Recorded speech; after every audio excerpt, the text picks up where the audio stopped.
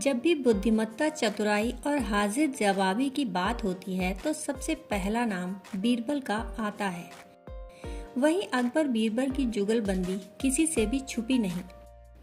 ऐसा कहा भी जाता है कि बीरबल को बादशाह अकबर के नवरत्नों में से एक अनमोल रत्न माना जाता था। अकबर बीरबल से जुड़ी ऐसी कई कहानियां हैं जो हर किसी को गुदगुदाती हैं, साथ ही एक खास सीख भी दे जाती हैं। अकबर बीरबल की कहानियां हमेशा से सभी के लिए प्रेरणादायक रही हैं। बीरबल ने अपनी चतुराई और बुद्धिमत्ता से कई बार बादशाह अकबर के दरबार में आए पेचीदा मामलों को सुलझाया है। साथ ही बादशाह अकबर की ओर से दी गई चुनौतियों को सहर्ष स्वीकार कर उनका हल निकाला है। बेशक ये किस्से कहानियां सदियों पुरानी हैं, लेकिन वर्तमान में भी इनका महत्व कायम है। अगर हम अपने बच्चों को मानसिक रूप से मजबूत बनाना चाहते हैं या उन्हें यह सिखाना चाहते हैं कि कैसे हर समस्या का हल शांत रहकर व दिमाग का इस्तेमाल करके किया जा सकता है, तो अकबर बीरबल की कहानियों से बेहतर कुछ नहीं। तो आइए सुनते हैं अकबर बीरबल की एक रोचक कथा, कितनी माता है तुम्हारी। एक बार अकबर बीरबल हमेशा की तरह टहलने जा रहे थे। रास्ते में एक तुलसी का पौधा दिखा तो मंत्री बीरबल ने झुककर प्रणाम कर लिया। अकबर ने पूछा, कौन है ये? बीरबल बोले, ये मेरी माता हैं।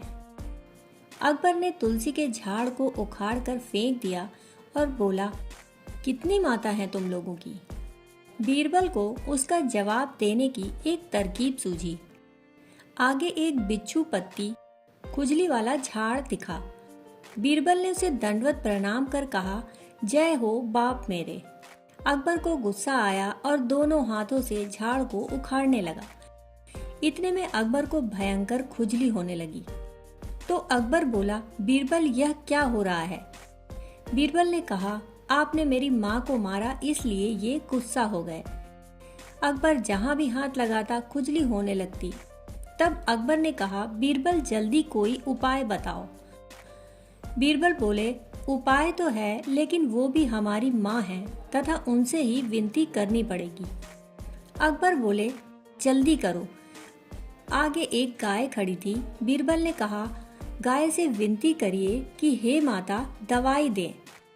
गाय ने गोबर कर दिया और बीरबल द्वारा अकबर के शरीर पर उसका लेप करने से फौरन खुजली से राहत मिल गई। अकबर बोला, बीरबल अब क्या हम राजमहल में ऐसे ही जाएंगे? बीरबल ने कहा, नहीं बादशाह, हमारी एक और माँ है। सामने ही गंगा नदी बह रही थी। आप बोलिए हर हर गंगे जय मैया की और कूद जाइए। गंगा मैया में नहाकर अकबर तरोताजा महसूस करने लगे।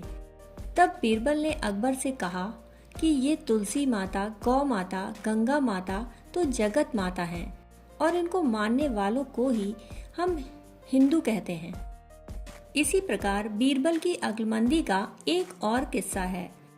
एक बार अकबर के महल में कई कीमती सजावट की वस्तुएं थीं, परंतु एक गुलदस्ते से अकबर को खास लगाव था। इस गुलदस्ते को अकबर हमेशा अपने पलंग के पास रखवाते थे। एक दिन अचानक महाराज अकबर का कमरा साफ करते हुए उनके सेवक से वह गुलदस्ता टूट गया। सेवक ने घबराकर उस गुलदस्ते को जोड़ने की बहुत कोशिश की, परंतु वह नाकाम रहा। हार कर उसने टूटा गुलदस्ता कूड़ेदान में फेंक दिया और दुआ करने लगा कि राजा को इस बारे में कुछ पता न चले। कुछ देर बाद महाराज अकबर जब महल लौटे तो उन्होंने देखा कि उनका प्रिय गुलदस्ता अपनी जगह पर नहीं है। राजा ने सेवक से उस गुलदस्ते के बारे में पूछा तो सेवक डर के मारे कांपने लगा। सेवक को जल्दी में कोई अच्छा बहाना नहीं सूझा तो उसने कहा कि महाराज, उस गुलदस्ते को मैं अपने घर ले गया हूँ ताकि अच्छे से साफ कर सकूं। यह सुनते ही अकबर बोले, मुझे तुरंत वो गुलदस्ता ला कर दो। अब सेवक के पास बचने का कोई रास्ता न था। सेवक ने महाराज अकबर को सच बता दिया कि वह गुलदस्ता उससे टूट चुका है। यह सुनकर राजा आग बबूला हो गए। क्रोध में राजा ने उस सेवक को फांसी की सजा सुना दी। राजा ने कहा, झूठ मैं बर्दाश्त नहीं करता हूँ। जब गुलदस्ता टूट ही गया था तो झूठ बोलने की क्या जरूरत थी। अगले दिन इस घटना के बारे में जब सभा में जिक्र हुआ तो बीरबल ने इस बात का विरोध किया। बीरबल बोले कि झूठ हर व्यक्ति कभी न कभी बोलता ही है। किसी के झूठ बोलने से अगर कुछ बुरा या गलत नहीं होता तो झूठ बोलना गलत नहीं है।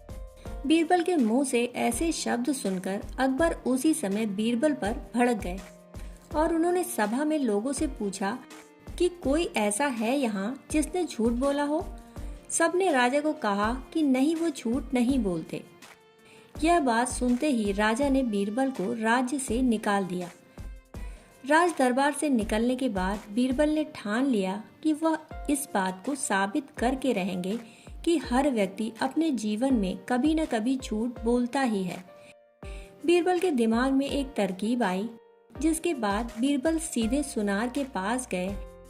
उन्होंने जौहरी से सोने की गेहूं जैसी दिखने वाली बाली बनवाई और उसे लेकर महाराज अकबर की सभा में पहुंच गए। अकबर ने जैसे ही बीरबल को सभा में देखा तो पूछा कि अब तुम यहाँ क्यों आए हो। बीरबल बोले, जहाँ बना आज ऐसा चमत्कार होगा जो किसी ने कभी नहीं देखा होगा। बस आपको मेरी पूरी बात सुननी होगी। राजा अकबर और सभी सभापतियों की जिज्ञासा बढ़ गई और राजा ने बीरबल को अपनी बात कहने की अनुमति दे दी। बीरबल बोले, आज मुझे रास्ते में एक सिद्ध पुरुष के दर्शन हुए। उन्होंने मुझे यह सोने से बनी गेहूं की बाली दी और कहा कि इसे जिस भी खेत में लगाओगे वहाँ सोने की फसल उगेगी। अब इसे लगाने के लिए मुझे आपके राज्य में थोड़ी सी जमीन चाहिए। राजा ने कहा, यह तो बहुत अच्छी बात है, चलो हम तुम्हें जमीन दिला देते हैं। अब बीरबल कहने लगे कि मैं चाहता हूँ कि पूरा राज दरबार यह चमत्कार देखे। बीरबल की बात मानते हुए पूरा राज दरबार खेत की ओर चल पड़ा। खेत में पहुंचकर बीरबल ने कहा कि इस सोने से बनी गेहूं की बाली में फसल तभी उगेगी जब इसे ऐसा व्यक्ति लगाए जिसने जीवन में कभी झूठ न बोला हो।